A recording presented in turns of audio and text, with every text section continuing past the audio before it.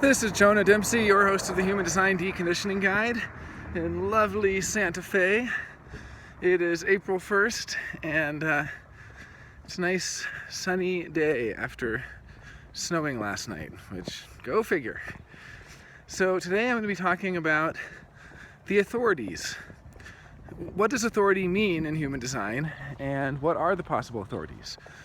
Okay, well, an authority in human design can refer, first of all, usually it refers to what we call inner authority. There's a difference between inner and outer authority. And basically, your inner authority is your true way of making decisions. That's truly you. It is you. However, so many people are not following their inner authority, and that's what human design calls the not self. They're not making decisions according to what is their authority. They're basically giving their authority away to someone else, or they're, trusting some other authority. Basically, they're trusting their mind, and the mind is what is conditioned. So there's always this question that comes up in so many different areas, whether it's psychology or sociology or biology or anthropology or all these, of conditioning versus, it's basically nature versus nurture. What is conditioned versus what is inherent, or what is inherited. And so nature versus nurture is this age-old question of what really is the predisposition of the person and what is something that was learned. And there's people in critical theory, postmodern, post-structuralist philosophy, and so on, who will tell you that everything is learned, that there's no such thing as nature. That nature is an essence, and we should be good anti-essentialists and do away with the notion of essence. Just like there are people who will say that there's no such thing as a fixed identity and it's all a sham. But then, like Katerina Koletsova, who wrote the Cut of the Real, which is her book about identity and gender studies and the work of Lacan, like she says, and this is kind of, paraphrasing, even if we're constantly changing, there's a thing doing the changing. You can still make an outer border and talk about that. So similarly, even if our nature is constantly changing, you can still talk about what that nature is, what that predisposition or what that preference is. In any case, in human design, it's very clear what the difference in nature and nurture is. Nurture is all of the unactivated, white, blank, empty spots in your body graph, all of the undefined centers, all of the unactivated gates, all of the open channels, and so that's nurture. Nature is everything that's defined. So nature is the fixed. What is fixed? Basically, it's just fixed versus unfixed, immovable versus movable, unyielding versus yielding. It even gets back to yang versus yin, or to the two orders in Chinese philosophy, the heavenly and the earthly order. So this is what it's about for human design. Nature versus nurture is a very simple thing. There's not a lot of complexity around it. It actually shows you exactly where you're nurtured, shows you what is your true nature. So that's how we get to this concept of authority, because your inner authority is your true nature. It's what's truly you. And so your inner authority is basically, it's not just your unconscious, it's the synthesis of your unconscious and your conscious, which in human design is the design and the personality. So it's the synthesis of your body and your mind working together, creating a quantum effect of a whole greater than the sum of the parts. And that is what actually gives you activation, right? You actually get a defined center through the combination of the design calculation and the personality calculation. So it's the sum total, or it's the whole greater than the sum total of the unconscious and the body and the conscious and the mind. So you have this concept of authority. Okay, so what is outer authority then? Well, outer authority is what I'm doing right now. Outer authority is using the mind to convey information. So outer authority is when you can be an authority for others, to tell them, that basically to convey information to others. And this is the rightful purpose of mind. The mind has two purposes. One is to observe, so to gain in awareness, and the other is to communicate, to convey information. It's like listening and speaking, right? And what you listen for and what you point out when you speak, that's your outer authority. Now, I should be clear here that just because I'm giving authoritative advice to other people and so on, doesn't mean they should trust my authority. The whole point of human design is for them to trust their own inner authority. I'm simply saying this is the role of what the mind is actually used for. But the mind has been doing double duty. So it's been not only trying to observe everything, and not only trying to communicate, it's also been trying to make decisions. And for each and every one of us, without a single exception, for our entire lives, we have been making decisions with our mind. People will come to, human design and they'll say, that's not true. I always make decisions based on what my gut says. And then I say, you have undefined ego, right?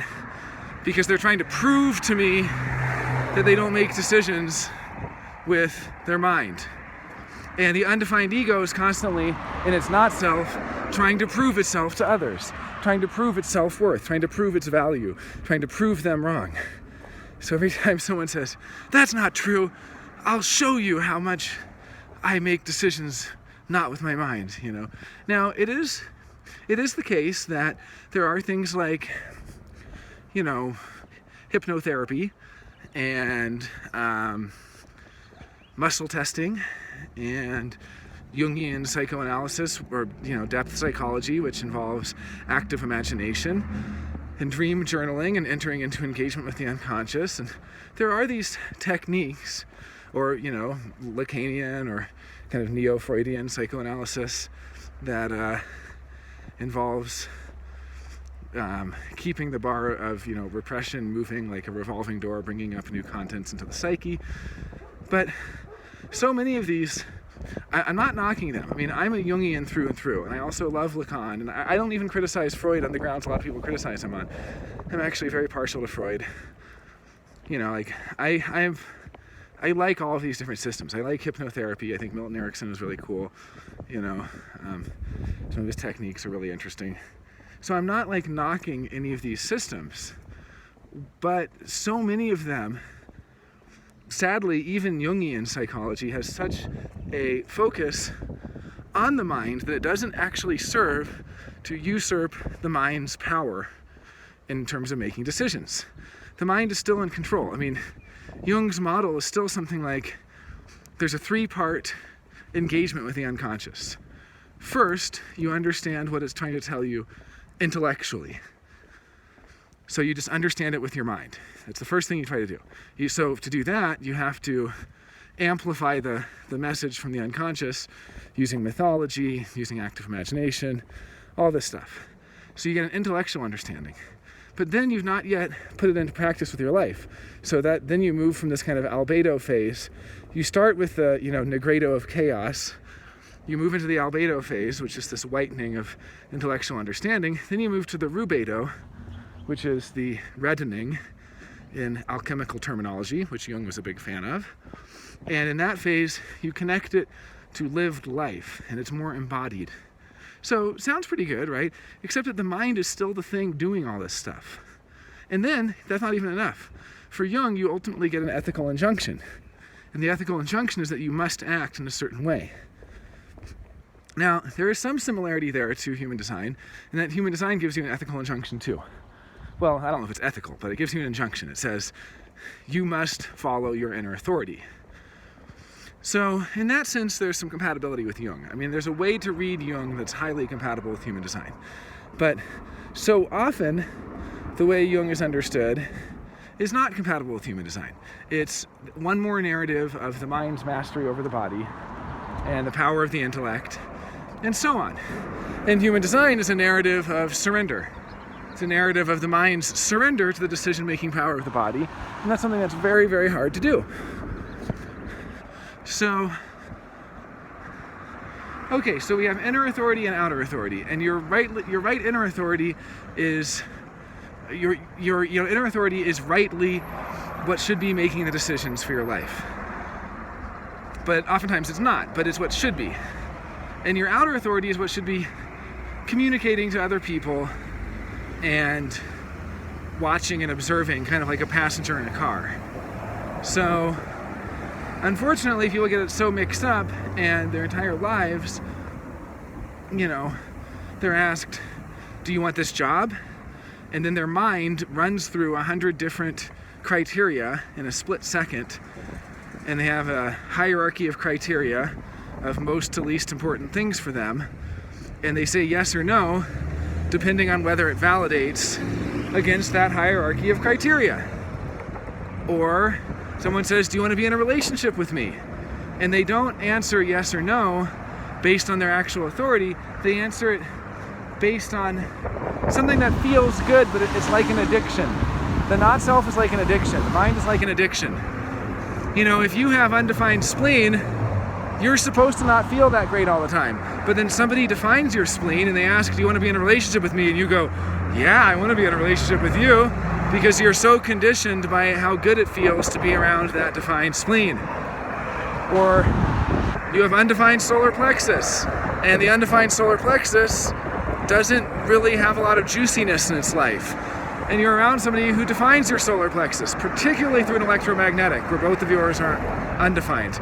Suddenly, you're both hooked on each other because it feels so juicy, and food tastes better, and smells smell better, and music sounds better, and you want to write poetry, and you're so inspired and vitalized, and you get hooked on that feeling of being vitalized. See, human design is not a system that teaches you how to have a full life of being vitalized all the time. That's getting charged up, that's getting amplified and charged up to the point of distortion oftentimes, right? That's how you actually burn out. You burn out your open centers because it's like plugging a 110 volt into a 220 or something, It's plugging into something that's too much energy for it. So human design is not some how to have a satisfying sex life, how to make a bunch of money, how to be endlessly happy, all of this feel good. It's not the secret to getting what you want in life, all that stuff. Nothing to do with that. It's about surrender. And it's surrender to your inner authority. Okay, so let's go over the inner authorities now. So I'm going to start with the sacral authority, because that's a pretty common one. I would say around 35% of people have sacral authority, because around 70% of people are either generators or manifesting generators, all of whom have the sacral center defined. And then 50% of people have solar plexus. Actually, the solar plexus is the most common, because even projectors and manifestors can have solar plexus authority. So let's start there. Okay, solar plexus authority is 50% of humanity. 50% has a defined solar plexus, and it's at the top of the hierarchy in terms of it'll override every other authority. So no matter what else you have defined, if you have solar plexus defined, that is your authority. It's automatically your authority if it's defined. And that's because it's the strongest center in that way. And it's actually both an awareness center and a motor. It's undergoing evolutionary change. Soon it will only be an awareness center. Although people who are born while it's still both, it's not like it changes for them. It's just, a genetic change that's happening for new people that are born. But in any case, it is the most powerful center that our world knows. And it's also one of the greatest sources of war and suffering and pain and misery and all that. But also, it's a great source of pleasure. The solar plexus, it's pleasure and pain. It's happiness and sadness. It's all of these emotional things where, human design doesn't talk about being emotional in the sense of being touchy. Oh, you're so emotional, you're so touchy. That's actually the undefined ego. The undefined ego is what gets emotional and gets touchy. The solar plexus is the intoxication of emotion, the intoxication of passion, the intoxication of excitement for a new experience, or on the contrary, the boredom of there is no new experience and being really bored about something. The solar plexus is, it's the binary between excitement and boredom, and pleasure and pain, and happiness and sadness, and all of these things.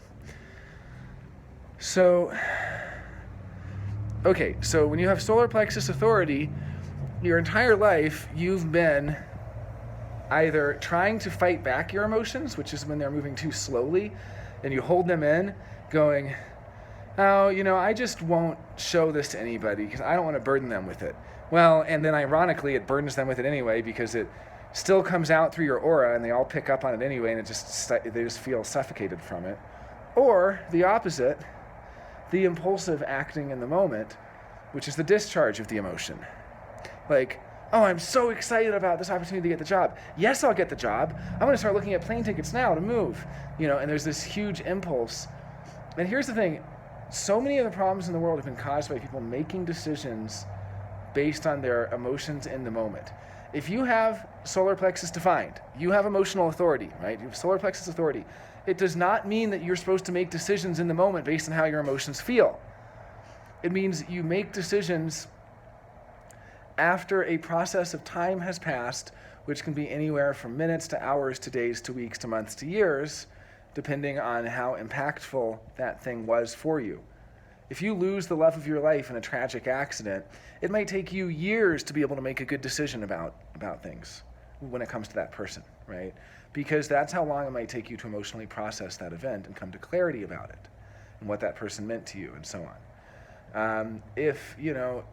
So anytime something changes, anytime there's new information, your landlord tells you that they're doubling your rent. I know someone who just had this happen. Their rent got doubled. And the landlord told them 90 days in advance, so it was legal. But basically, their rent got doubled. Now, if that person is solar plexus defined, what they need to do is wait to get clarity about what to do next. They need to wait to get clarity because they're going to be really emotionally reactive in that moment. So, as I'm saying, there's two main issues with the solar plexus definition. One is not letting out your emotions, in which case you're holding back the wave and you're fighting back the wave and not letting it do its natural thing.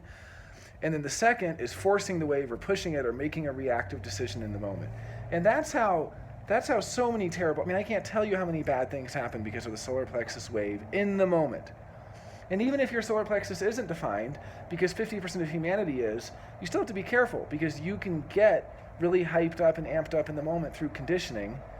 And, if you have undefined solar plexus and you're around people who have it defined, you can give in to peer pressure and you can make really bad decisions in the moment because you haven't had time to get back in touch with your own, real authority. Okay, so the solar plexus, the main maxim for the solar plexus definition, people, is there's no truth in the now. You just wait and wait and wait. And people have said, well, how do I know when I've waited enough? And that's like saying, how do I know when I have clarity? It's like, how do I know when I've had an orgasm? You know when you've had clarity. If you're asking, you haven't had it, right? If you're asking, do I have clarity yet? Then no, the answer is always no. The clarity comes, and you just have to wait. And so I had people tell me, I know someone who was proposed marriage to, and she's solar plexus defined. And she said, I really don't know what to do. Part of me says this and part of me says that. And I'm like, well, that's the pros and cons list of the mind. It has nothing to do with the solar plexus. What you have to do is wait for that solar plexus clarity. She said, well, how do I know when I have clarity? And, I said, well, you will. It just is a mechanical process that happens. And the more you learn to wait for that process to come to fruition, the better decisions you'll make in life. Okay, so then there's the sacral authority. Sacral authority is people who have sacral defined and they don't have solar plexus defined. So this is around 35% of people. So already we've covered like 85% of authorities out there. So if you just have pure sacral authority, what matters for you is the and the Or if you're a manifesting generator, if you have the 3420, I've heard that you'll sometimes physically find your body moving towards the thing that you like. And you'll find your body recoiling away or like leaving or retreating from the thing you don't like. So it's not always If you have the 3420 and you're a manifesting generator, it may actually be more like a physical action that you take. You might just find yourself getting up and leaving, and then you go, wow, why did I leave? And you go, oh, I guess that was a sacral no. I guess my sacral center said no to that. Okay, so if you have, it's really the simplest in a way. If you have sacral authority, you just follow your sacral center. It's just that's it. Or it's some action that you take that you feel inside of yourself. You can do sacral session practice where you write down a bunch of questions and have your friend ask you. Start with easy ones like, do you like coffee? Do you like chocolate? Do you like broccoli? Do Do you like doing taxes? You know. Well, for me, actually, probably I don't mind doing taxes. A lot of people would say for that. But, you know, and you go through these and you just have all these yes or no questions, and then you know, they ask you about different bands you like or not and all this stuff. And it's almost like the association experiment that Carl Jung founded, where you'd say a word and the other person says another word back. And for those who aren't familiar with the association experiment, you know, someone says tree, cat, dog, you know, this, that, you know, and you just keep associating, right? You keep free associating whatever word comes to mind when you hear another word. Well, the point for Carl Jung doing that was not that the word you respond with is so important. It was that what is important is when you get stuck on a word. When someone says, you know, chair, and you don't have anything to say in response, well, that means that chair is a hot button issue for you. And something about chairs is a trigger word, right? Same kind of thing with sacral. You're going along and they're like, do you like chocolate? Do you like this? Do you like that? Do you like this? Yeah, I like that.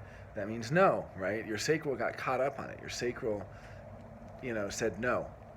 So you kind of start to notice when that sacral tenses up and it says no, and it doesn't want to do that or doesn't like that. But yeah, if you're sacral authority, you just follow your sacral, you make decisions based on what it wants. That's simple as that. I mean, it's simple but not easy. Ra jokes, well, what happens if someone asks me, do I want to go harvest whale blubber in Alaska? And I go, what then? And Ra, of course, says, well, then you do it. Then you're a whale blubber harvester in Alaska now. That's the way the sacral works. The things it responds to, it should do. The decisions it gets to make. You know, that's the real challenge. Because the mind is going, wow, if I just make decisions according to that thing, I'm going to end up broke and homeless and loveless and full of pain and suffering and all this stuff. And it's not true. You know, the mind is constantly threatening frustration to generators and manifesting generators. It's constantly saying, don't do that, you're going to be frustrated, you're going to be frustrated. It's not true. You actually get frustrated when you betray your sacral, and when you actually do things sacrally, you have the energy to persevere and you don't quit, and so then you actually get the satisfaction of having finished that thing. Otherwise, generators are the great quitters who just quit everything because they didn't actually make the sacral decisions. They don't actually have the sacral energy available to follow through. So, okay, what's probably the next is going to be spleen, I'm guessing. I think the spleen is the next most popular. Excuse the siren. It's right outside there. I'm at my music studio. So the splenic center, if you have the spleen defined and you don't have the sacral and you don't have the solar plexus, that means you have splenic authority. And so the spleen is going to talk to you in a whisper that's much quieter than the internal monologue of your head, you know, because you can like listen to your inner voice as it kind of talks. Well, the spleen you can't listen to. You can't be like, what does my spleen have to say? It literally interjects with a whisper kind of randomly. So if I go like, you know, say I pick up something, here's a random object. I pick up a mouse. Then if I want to use my mind to look at this thing, my mind can go, it's white, it's gray, it's this kind of interesting shape, it looks like it's a wireless mouse. Like my mind can say all this stuff. My mind can just talk and talk and talk, right? But I can't make my spleen talk. And you can't make the spleen repeat itself. You can't ask the spleen a question. Like, this is the thing. It's so different. Like, I can ask my mind a question. I can be like, what do I think about this versus that? And then my mind goes, oh, well, I think that this is this way and that's that way. And it can, you know, my mind can do its little mind thing. With spleen, you can't do that. You can't say, hey, spleen, tell me if I should take this job or not. Hey, spleen, is this a good decision for me? You can't do that. You can't talk to it. It doesn't repeat itself. It doesn't talk on command. You have to learn to notice it in the moment, at the moment it happens, and it only ever happens once. So someone offers you the job, and this whisper goes, do it. That's the spleen. Or someone offers you the job, and the whisper says, just leave. That's the spleen. You have to trust it. It's that voice that tells you. People have like reported this in near-death experiences. Like I was walking along and I heard this voice in my head that said duck. And so I ducked. And right then something flew over my head, or you know what I mean? Like people, like the spleen will save your life. You're driving the car and it says take this exit. And you don't know why it said that. But you better learn to start following that. But again, it's terrifying because the mind goes, Why would I do that? You know, that's how the spleen works. You have to learn to trust it. It's like a whisper. Also, sometimes it happens in muscle twitches. Sometimes people get a muscle twitch, but again, the twitch only happens once. You can't make the twitch happen. They get hair in the back of their neck, or they get goosebumps, or they get a muscle twitch. I knew this guy who would get a twitch in his left pec for no and a twitch in his right pec for yes. He was a splenic projector. So yeah, if you have the spleen, you got to learn to recognize, your body's communication to you in the moment, spontaneously. So now let's talk about some of the more unusual ones. Let's see. I guess there's ego authority that manifestors can have if they have the 45-21. And then there's like ego projectors who have the 25-51.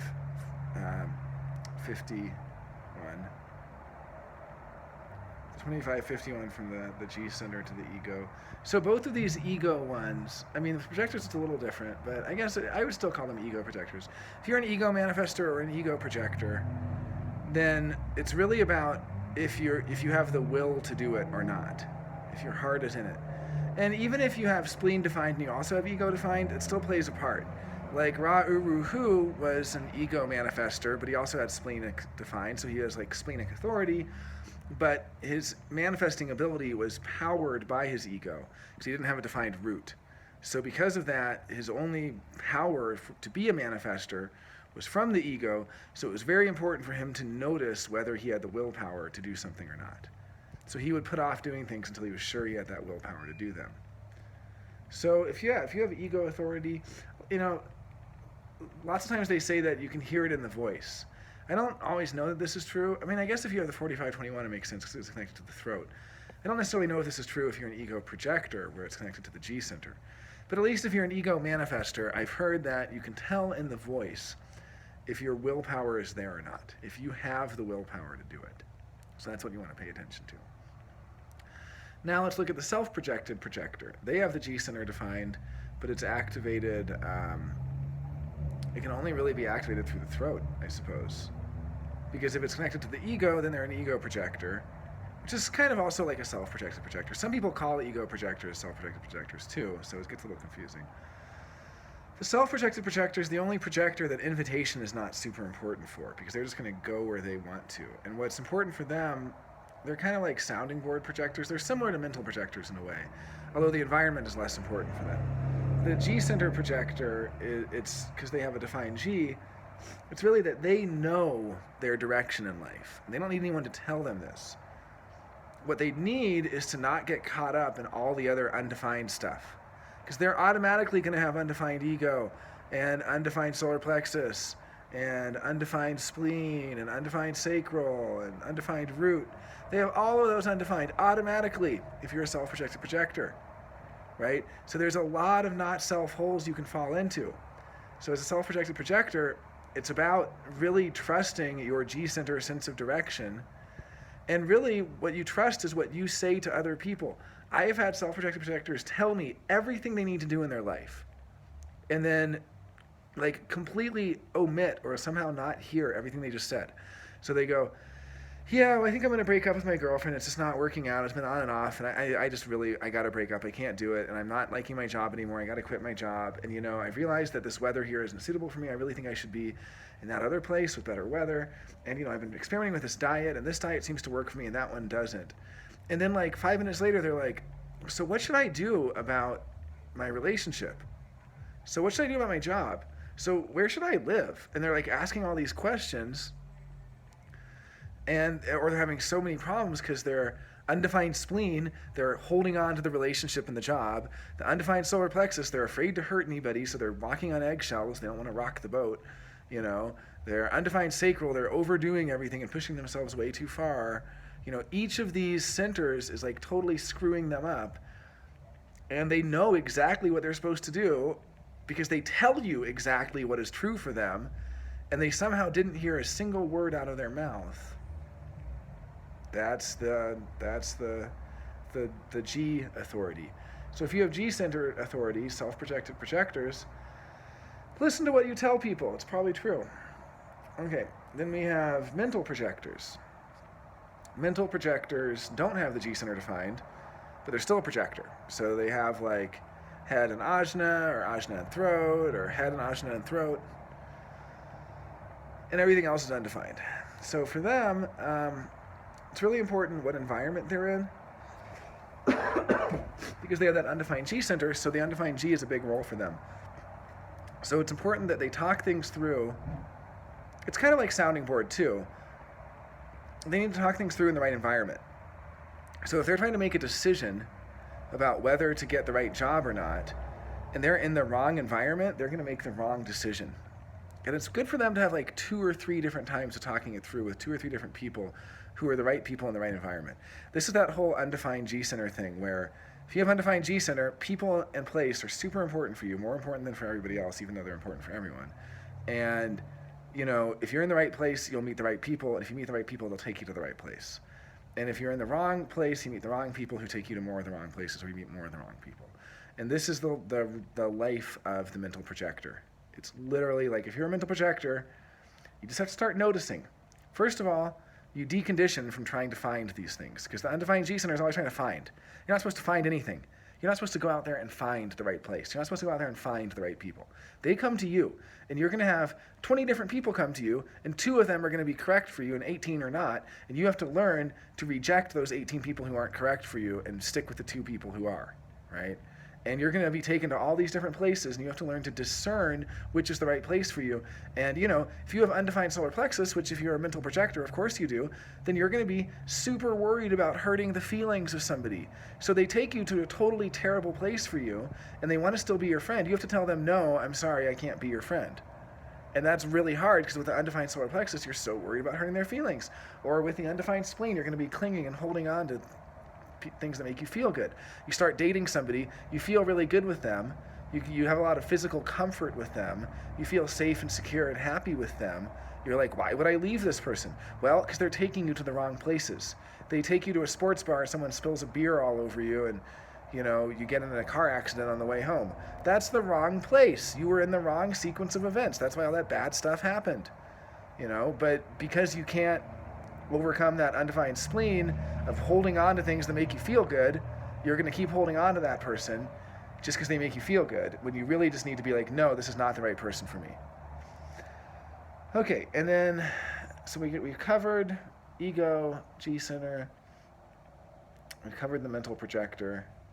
So this brings us around to the reflector, and they have lunar authority. And their lunar authority is that they have to wait 28 days, at least, sometimes multiple lunar cycles, to get clarity about what's the right decision for them. And during that time, they're going to have this schizophrenic movement between all different conclusions that they're jumping to. Here's the way I explain it for a reflector. I haven't really heard anyone else explain it this way, but to me it's just so obvious. If you're a reflector, you're jumping to conclusions way too soon. Your entire role in life as a reflector, do not make conclusions for 1 month. So someone offers you a job, you're like, no, I don't want that job. You need to wait a month before you decide if you want that job. Someone offers you to go on a date. You go, I would never go out with that person. Or you go, oh, I would love to go on a date with that person. No, you just need to not jump to any conclusions for a month. You're trying to decide where to move. You go, well, I couldn't move there because this and this and this. I talk about the reflectors as having a 9-headed hydra, or the 9 holes of whack-a-mole, right? Where you're hitting all the moles as they pop up. You know, it's like the projector, the reflector has to make a decision.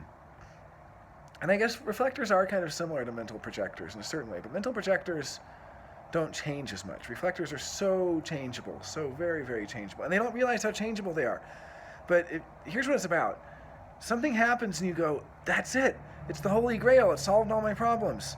No, it didn't. You need to wait a month before you know if it's good or not.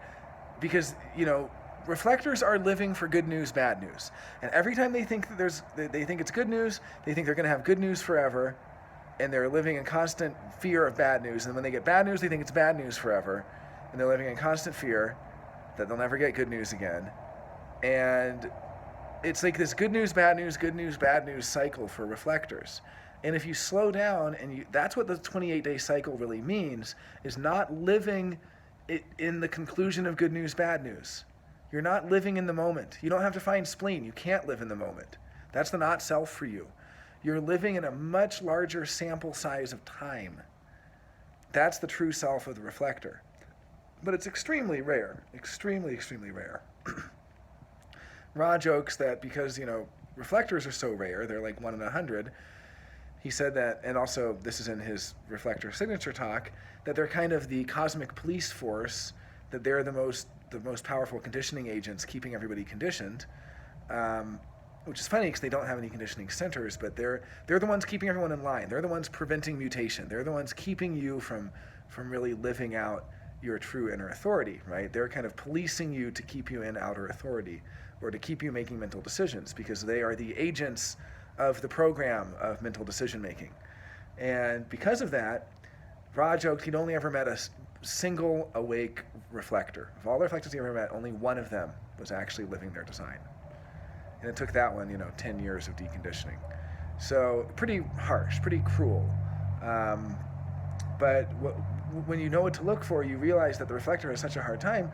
Ra's joke was also, if you can turn a reflector to the side of human design, it's like they're worth like hundreds of generators. Because the generators will change things because their aura will change from frustration to satisfaction. So they'll improve the world a little bit, making the world a little more satisfied. But the reflector knows who's mutating and who isn't. So they have this amazing power, and they have the potential to be the most wise. Because the undefined centers are the places of wisdom. So when you have all 9 centers undefined, you have the potential to be this powerhouse of the most wise person, right? It's just really, really difficult for them because they have to live their life in a state of not knowing, in a state of no conclusions, in a state of not caring, because they care about almost everything and they need to learn to not care. Basically, the awake reflector doesn't know, doesn't care. They aren't worried about hurting you. They're not holding on to anything. They're not attached to pleasure, right? They're not going to overexert themselves or do anything more. They're not going to hurry to do anything. They're just going to slowly putter around. They're not going to ever look for anything. They're never going to look for the right place or look for the right people or take any action to search or find, right? They're not going to try to get your attention. They're never going to initiate and actually tell you something. You have to talk to them and get it to come out of them because they have that undefined throat. They're not going to be doing that, right? They're never going to try to prove anything to you. They're never going to try to improve themselves or make themselves a better person in any way, shape, or form. Like, can you imagine a human being living like this? It's crazy, right? It's the opposite of what all the conditioning tells you have to do. Go out there and find it and make it happen and improve yourself and all these things, right? So the real awake reflector is never going to do any of those things I just mentioned, right? They're just going to exist and observe, and from that can be this amazing source of wisdom. But it's terrifying because they're abstaining from jumping to any conclusion whatsoever. They're not going to draw any conclusions. They're going to get some really bad news, and they're not going to have any conclusion about anything. They're going to be like, well, maybe it is good news in the long run. Who knows? Then they're going to get really good news, and they're going to have the attitude, well, maybe it is bad news in the long run. Who knows? It's too early to say if it's good or bad news. And they're going to have this too early to say thing again and again and again. People are going to be perplexed because they'll be like, wow, how are you so unfazed by the good and the bad news you get? That is the awake reflector. That is the true lunar authority. All right, this has been the Human Design Deconditioning Guide with your host, Jonah Dempsey. Thank you so much for watching. If you enjoyed the video, please subscribe.